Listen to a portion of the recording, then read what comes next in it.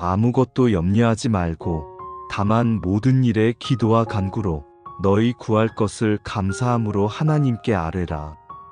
그리하면 모든 지각에 뛰어난 하나님의 평강이 그리스도 예수 안에서 너희 마음과 생각을 지키시리라.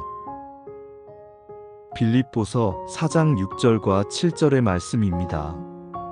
이 말씀은 사도 바울이 옥중에서 빌립보 교회 성도들에게 보낸 권면입니다. 그러나 이 권면은 단지 과거의 성도들에게만 주어진 것이 아닙니다. 오늘을 살아가는 우리 모두에게 동일하게 울려 퍼지는 주님의 음성입니다.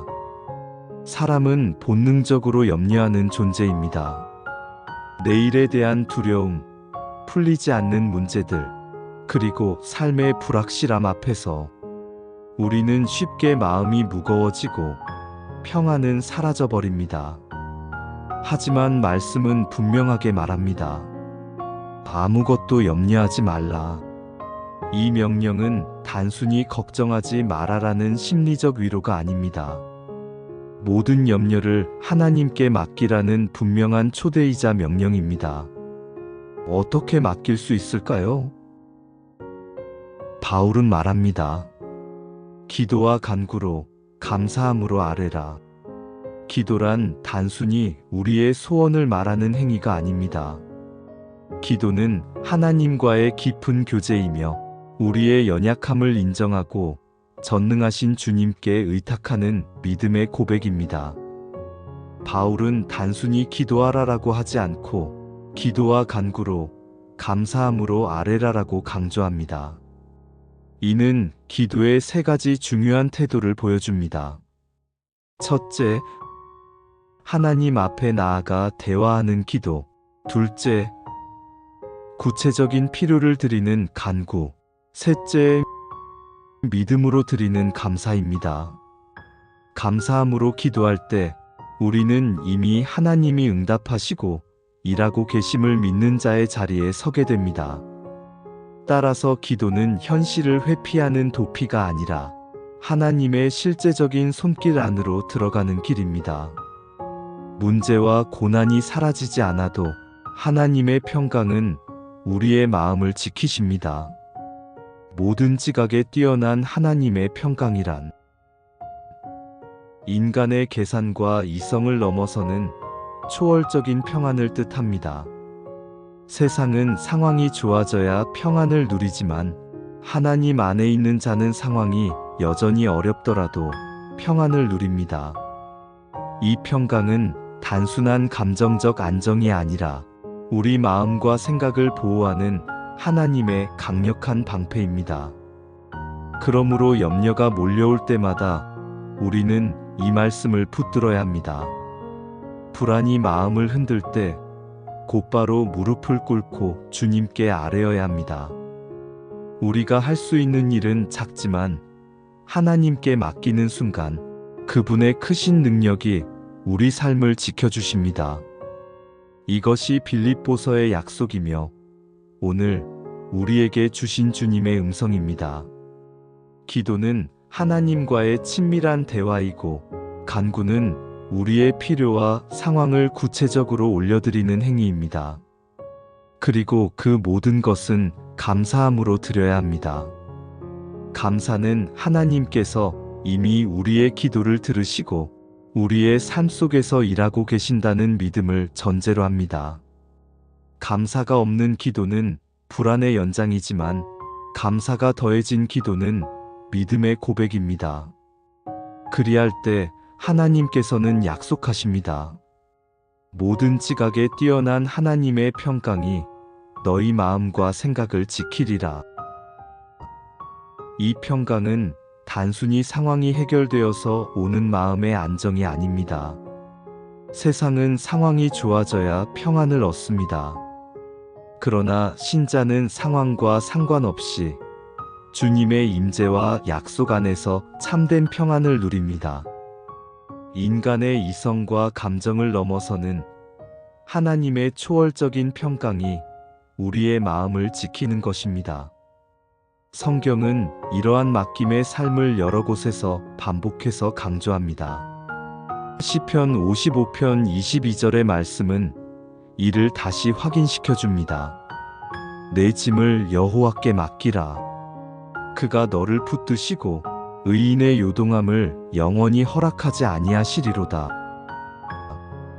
여기서 말하는 짐은 단순히 무거운 물건이 아닙니다. 우리의 삶을 짓누르는 고통, 염려, 불안, 그리고 감당할 수 없는 모든 문제들입니다. 시편 기자는 그 모든 짐을 여호와께 맡기라고 선포합니다. 그러면 하나님께서 실제로 붙드신다고 약속하십니다. 붙드신다는 말은 단순히 위로한다는 뜻이 아닙니다. 우리가 넘어지지 않도록 실제로 붙잡아 주시는 강력한 능력의 손길입니다. 우리가 진정으로 짐을 맡길 때 하나님은 단순히 위로만 주시는 것이 아니라 실제로 우리를 붙드시고 흔들리지 않도록 세워주십니다. 이 진리는 베드로전서 5장 7절에서도 다시 한번 선포됩니다. 너희 염려를 다 주께 맡기라. 이는 그가 너희를 돌보심이라. 여기서 돌보심이란 단어는 단순히 멀리서 바라보는 관심이 아닙니다. 목자가 양을 지켜보듯 그 눈동자로 살피고 잃어버린 양을 찾아 나서듯 우리의 삶을 세밀하게 간섭하시고 보호하시는 적극적인 사랑입니다. 우리는 종종 스스로의 힘으로 문제를 해결하려 애쓰며 결국 지쳐 쓰러질 때가 많습니다. 그러나 말씀은 말합니다. 우리의 염려를 직접 붙들고 해결하는 분은 우리가 아니라 하나님이시라는 것을. 주님은 멀리 계신 분이 아니라 우리의 눈물과 한숨을 다 아시며 목자가 양을 살피듯 세밀히 돌보시는 분이십니다. 이 맡김은 결코 소극적인 태도가 아닙니다. 오히려 믿음의 가장 적극적인 행위입니다. 염려를 붙들고 있는 것은 불신앙이지만 그 염려를 내려놓고 하나님께 올려드리는 것은 신뢰의 고백입니다. 하나님을 신뢰하기에 내 손에서 문제를 내려놓을 수 있는 것입니다. 하나님께 맡긴다는 것은 곧 내가 모든 것을 다 통제할 수 없음을 인정하는 동시에 주님이 나의 삶을 주권적으로 이끌어 가심을 믿는 행위입니다. 그리고 하나님께서는 단순히 우리의 염려를 받아주시는 것에서 그치지 않으십니다. 우리를 돌보신다고 하셨습니다. 돌봄은 관계 속에서만 가능한 일입니다. 하나님은 우리를 자녀로 부르셨고 그 자녀의 삶을 책임지십니다. 때로는 우리가 원하는 방식으로 문제를 해결하지 않으실 수도 있습니다. 하지만 반드시 가장 선한 길로 인도하시며 그 과정 속에서 우리 마음을 평강으로 지켜주십니다. 그러므로 오늘도 우리가 해야 할 일은 단순합니다. 무거운 짐을 스스로 지려고 애쓰지 말고 주님께 맡기는 것입니다. 염려가 찾아올 때마다 즉시 기도로 나아가야 합니다. 우리의 입술로 이렇게 고백하십시오. 주님, 이 문제를 제가 감당할 수 없습니다. 그러나 주님께는 능치 못할 일이 없음을 믿습니다. 제 짐을 주님께 맡깁니다. 제 염려를 주님께 드립니다. 저를 돌보시고 붙드시는 주님을 의지합니다. 이 믿음의 고백 위에 하나님의 평강은 오늘도 우리의 마음에 임할 것입니다. 결국 이 세 말씀은 하나의 동일한 진리를 가리킵니다. 기도로 맡길 때 하나님의 평강이 임합니다. 짐을 맡길 때 하나님이 붙드십니다. 염려를 맡길 때 하나님이 돌보십니다. 맡김은 단순한 심리적 위안이 아닙니다. 그것은 하나님의 실제적인 돌보심과 보호 속으로 들어가는 믿음의 행위입니다. 그러므로 오늘 우리가 해야 할 일은 단순합니다. 마음을 열고 우리의 짐을 주님께 맡기는 것입니다. 염려를 붙들지 말고 기도로 올려드리는 것입니다. 불안 대신 감사로 나아가는 것입니다. 그 순간 하나님의 평강이 우리의 마음을 가득 채울 것입니다. 묵상하는 가운데 조용히 이렇게 고백해 보십시오. 주님, 제가 지고 있던 무거운 짐을 이제 주님께 맡깁니다. 저를 붙드시고 돌보시는 주님의 손길을 믿습니다.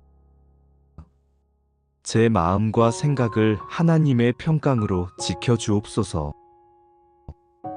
그때 이해할 수 없는 평강이 우리 안에 흘러들 것입니다.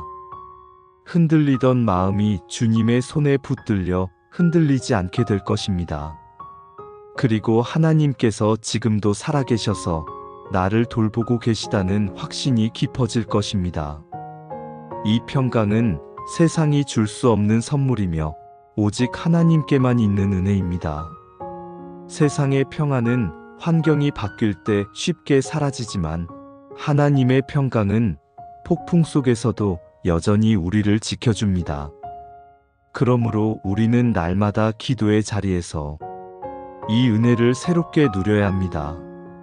문제를 만날 때마다 그 순간을 기도로 바꾸어 하나님께 올려드리십시오. 감사함으로 아뢰는 순간 하늘의 평강이 다시 우리의 마음에 임할 것입니다. 오늘도 주님은 우리를 초대하십니다. 내게 맡기라. 내가 너를 붙들고 너를 돌보며 너의 마음을 평강으로 지키리라. 은혜로우신 하나님 아버지, 저의 연약한 마음을 주님 앞에 내어놓습니다. 삶의 무게와 염려가 제 어깨를 누르지만 주님의 말씀을 따라 그 모든 짐을 주님께 맡깁니다. 저의 간구와 기도를 감사함으로 올려드리오니 모든 지각에 뛰어난 하나님의 평강으로 제 마음과 생각을 지켜주옵소서. 어떤 상황 속에서도 요동하지 않고 주님의 품 안에서 참된 안식을 누리게 하옵소서. 예수 그리스도 이름으로 기도드립니다. 아멘.